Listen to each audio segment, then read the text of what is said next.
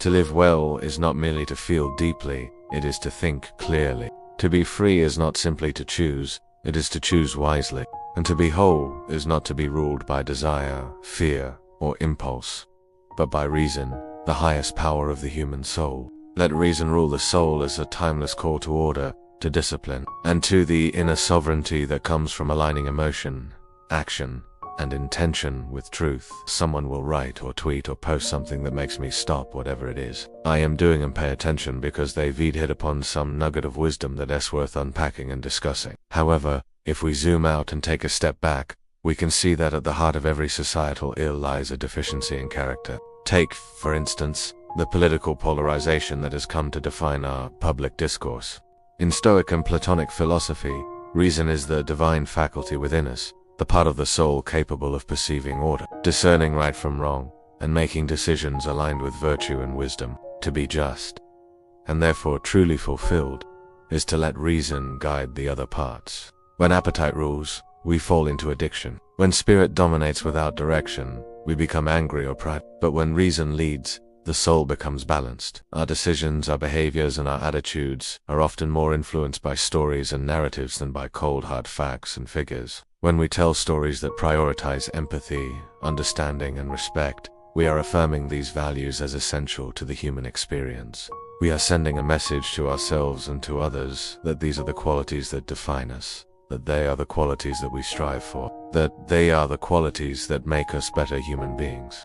The Stoics extended this view. To live according to reason and nature is to live in harmony with the cosmos, with others, and with oneself. Social media feeds our brains with a steady stream of divisive and inflammatory content. Negativity and divisiveness are often more attention-grabbing and emotionally resonant than positivity and unity. It takes a conscious effort to seek out and engage with stories that promote empathy, understanding, and respect. But this is a challenge worth taking on. The rewards of a more empathetic, understanding, and compassionate world are simply too great to ignore. It can feel like we're living in a world where negativity and destructiveness are the default settings. But this doesn't have to be the case. Let's embrace the power of stories and use them to cultivate empathy, understanding, and respect for others. As individuals and as a society, we all have a role to play in creating a better future. And it starts with the stories we tell and the stories we consume. So go forth, dear friends, and be storytellers for good.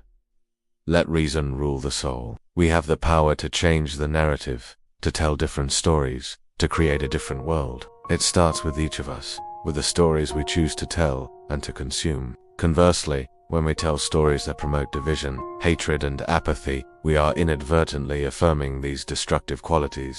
We are sending a message that these are acceptable, even desirable traits, when in reality, they are antithetical to everything that makes us human, everything that makes us compassionate, empathetic, and wise. Stories have the power to move us in ways that nothing else can. In the same way, stories are the most powerful weapons we have to change hearts and minds. They are the most effective tools we have to cultivate better character and create a better world. An understanding world, then start with the stories you tell and the stories you surround yourself with. Read books that promote empathy and understanding. Watch movies that challenge your perspectives and broaden your horizons. Support authors, directors, and storytellers who prioritize stories that build us up rather than tear us down.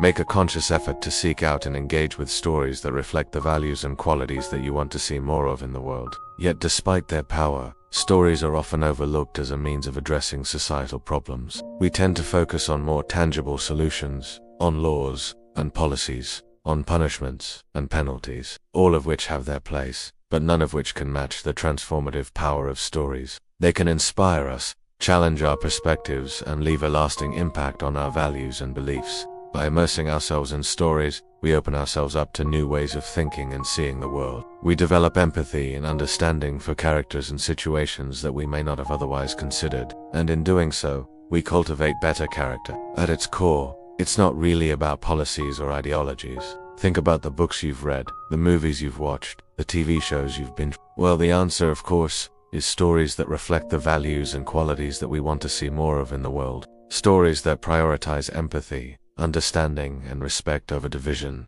hatred, and apathy. Stories that promote kindness, compassion, and generosity over greed, selfishness, and indifference. Stories that encourage curiosity, open-mindedness, and growth over ignorance, close-mindedness, and stagnation. These are the stories that can serve as the antidote to the societal ills that we face today. They are the stories that can help us cultivate the character we need to overcome the challenges of our time. How have these stories shaped your views on the world? How have they influenced the way you think and behave? Chances are that without even realizing it, these stories have played a significant role in shaping your character. They've helped you become who you are today. Now imagine the impact that these stories could have on a wider scale, on society as a whole. If we as individuals can cultivate better character through the stories that we consume, then by extension, so can our society. When we tell stories that promote empathy, understanding, and respect for others, we create a ripple effect that can change the world. It's about our inability to engage with those who hold different viewpoints than our own. It's about our lack of empathy,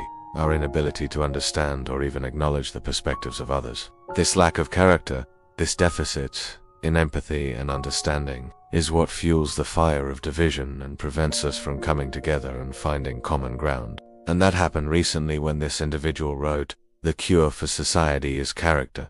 The cure for character is stories. Read books." Economic inequality can be traced back to a society that values greed, selfishness, and a myopic focus on short-term gain over long-term sustainability. And the general decline in civility that we've witnessed in recent times is the result of a collective lapse in character. A lapse in our ability to treat others with kindness, respect, and consideration. In essence, many of the most pressing issues facing our society today are symptoms of a deeper problem.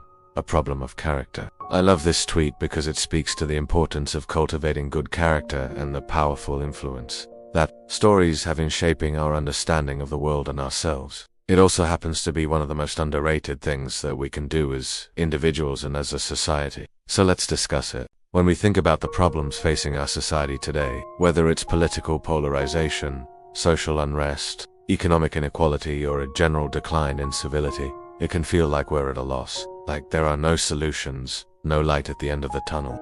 Similarly, social unrest often stems from a lack of character, specifically a lack of patience, tolerance, and respect for the rights and dignity of others. So now the question becomes, how do we fix it? How do we cultivate better character as individuals and as a society? Consider, for instance, the impact that stories have had on your life.